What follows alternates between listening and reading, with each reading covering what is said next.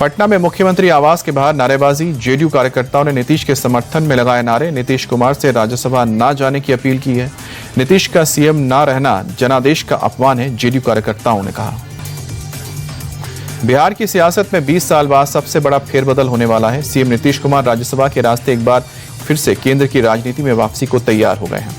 नीतीश कुमार आज सुबह 11:30 बजे राज्यसभा के लिए नामांकन दाखिल करेंगे। बुधवार को जेडीयू की 4 घंटे तक चली बैठक में नीतीश कुमार ने सीएम पद छोड़ने राज्यसभा के नामांकन के लिए तैयार। नीतीश कुमार के नामांकन के मौके पर केंद्रीय मंत्री अमित शाह मौजूद रहेंगे। नीतीश कुमार के राज्यसभा जाने के फैसले के बाद पटना में जेडीयू कार्यकर्ताओं का विरोध प्रदर्शन शुरू हो गया। जेडीयू कार्यकर्ताओं का आरोप है कि नीतीश कुमार को साजिश के तहत सीएम पद से हटाया जा रहा है। जेडीयू नेता राजीव रंजन पटेल ने रोते हुए कहा कि निशांत कुमार को राज्यसभा भेजा जाए, लेकिन बिहार के मुख्यमंत्री नीतीश कुमार ही रहे। उन्होंने कहा कि सभी लोगों ने घर घर जाकर नीतीश कुमार के लिए वोट मांगा था, ना कि किसी अन्य व्यक्ति के लिए। सीएम नीतीश कुमार के बेटे निशांत कुमार की आज से बिहार की सक्रिय राजनीति में एंट्री हो सकती है।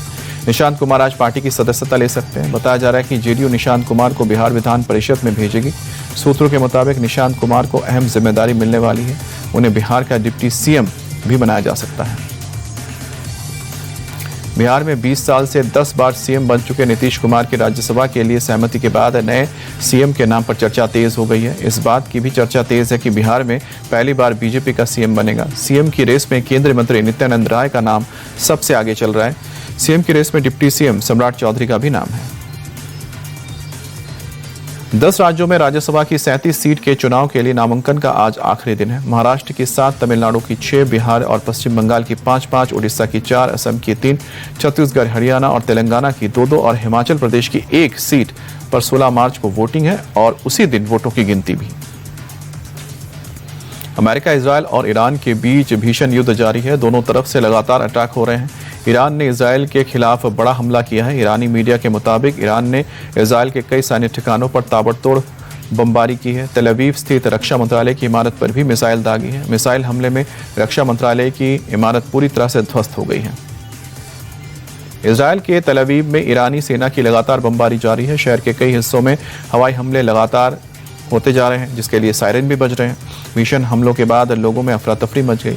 सायरन बजते ही लोग बंकर की तरफ भागे। नेतन्याहू सरकार ने पहले ही लोगों से सावधान रहने के लिए अपील की है। वहीं ताबड़तोड़ बमबारी के चलते कई इमारतों को नुकसान भी पहुंचा है। इजरायल ने तेहरान में भीषण हमला किया। इजरायली फोर्सेस ने तेहरान में आर्मी हेडक्वार्टर को निशाना बनाया। पूर्वी तेहरान स्थित IRGC के हेडक्वार्टर पर कई मिसाइलें दागी गई। शहर के कई हिस्सों में भी लगातार तेज धमाकों की आवाज सुनाई दे रही है। हमले के बाद कई इमारतों में भीषण आग भी लग गई। IDF के मुताबिक मारवान के IRGC की बिल्डिंग मलबे में तब्दील हो गई है। IDF ने ईरान की 300 बैलिस्टिक मिसाइल को भी बर्बाद करने का दावा किया है। मिडिल ईस्ट में ईरान और अमेरिका इजरायल के बीच जंग का आज 6ठा दिन है। ईरान में जारी अमेरिका और इजरायल के हमले में अब तक 1045 लोगों की मौत हो चुकी है। हालांकि इजरायल और खाड़ी में अमेरिकी बेस पर ईरान का मिसाइल और ड्रोन अटैक भी लगातार जारी है, जिससे इजरायल में कई नागरिकों के मारे जाने की खबर है, जबकि कई अमेरिकी सैनिकों की भी मौत हुई है।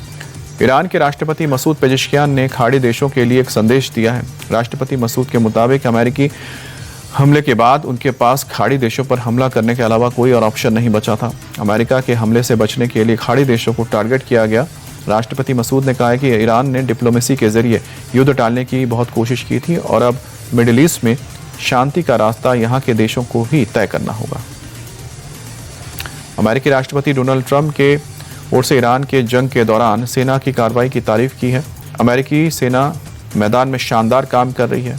एपिक ऑपरेशन फ्यूरी में बेहतरीन प्रगति हुई है। तो ऑपरेशन एपिक फ्यूरी को लेकर उन्होंने आमतौर पर कहा कि 10 के स्केल में रेटिंग दी जाती है, लेकिन मैं अपनी सेना को 10 में 15 ग्रेड देता हूं।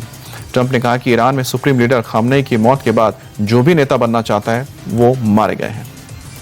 अमेरिका ने अब सबमरीन से हमला किया है। ईरान का एक जहाज डुबोया गया है। इस जहाज पर उस समय हमला किया गया जब वो भारत से ईरान की ओर लौट रहा था। इस हमले में 87 लोगों की मौत हुई है। इस घटना के बाद श्रीलंका ने तुरंत एक रेस्क्यू ऑपरेशन चलाया और कई लोगों को डूबने से बचाया। श्रीलंका के अधिकारियों के मुताबिक उन्हें समुद्र में कई लाशें भी मिली हैं। करीब 100 से ज्यादा लोग लापता बताए जा रहे हैं। इजरायली सेना ने दक्षिणी लेबनान में IDF के जमीनी एक्शन का वीडियो जारी किया है। इजरायल के मुताबिक सुरक्षा के लिहाज से दक्षिणी लेबनान के कई इलाकों में सैनिकों की तैनाती की गई है। इनका मकसद इजरायल के सीमावर्ती इलाकों में किसी भी तरह के हमले से नागरिकों की सुरक्षा करना है। इससे पहले इजरायली सेना ने सीमा से सटे लेबनान के तकरीबन 50 गांवों को खाली करवाया दिया।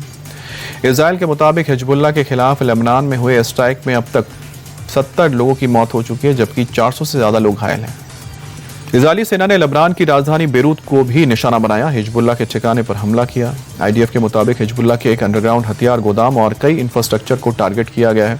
साथ ही आईडीएफ ने हिजबुल्लाह की एक सेंट्रल कमांड को भी तबाह कर दिया, जहां से मिसाइल दागे जाते थे और प्रोपेगेंडा फैलाने का काम किया जाता था।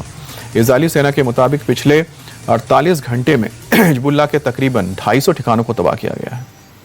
मिडिल ईस्ट में जारी जंग के बीच पहली बार सामने आए हिजबुल्लाह के चीफ नईम कासिम ने इजरायल के साथ जंग जारी रखने का ऐलान किया है। नईम कासिम ने हथियार डालने के लेबनान सरकार के प्रस्ताव को मानने से इनकार कर दिया और कहा कि जब तक इजरायल का कब्जा है तब तक उनका विरोध और हथियार रखने का हक जायज है। लेबनान के नेताओं ने इजरायल में दागे जा रहे हिजबुल्लाह के मिसाइल्स को अवैध करार दिया है। मिडिल ईस्ट में छिड़ी जंग का असर अब भारतीय एविएशन सेक्टर भी पड़ने लगा है। एविएशन इंडस्ट्री एक बार फिर से मुश्किल दौर से गुजर रही है। मार्च में जेट फ्यूल की कीमतें 6% से बढ़कर 91,173 से 96,638 रुपए प्रति किलो लीटर तक पहुंच गई है। मिडिल ईस्ट में जारी तनाव ने एयरलाइंस की प्रॉफिटेबिलिटी यानी कि मुनाफे पर दबाव बढ़ा दिया है।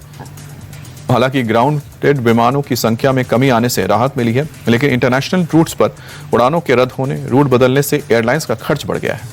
खाड़ी देशों में छिड़ी जंग के कारण भारत में सीएनजी और पीएनजी की कीमतें बढ़ सकती हैं। कतर के रास लफान और मिसाइद इंडस्ट्रियल सिटी स्थित एलएनजी प्लांट पर ईरान के ड्रोन हमले के बाद कंपनी ने प्रोडक्शन रोक दिया है, जिसके चलते भारत में घरेलू गैस की सप्लाई में 40% तक की कटौती आई है।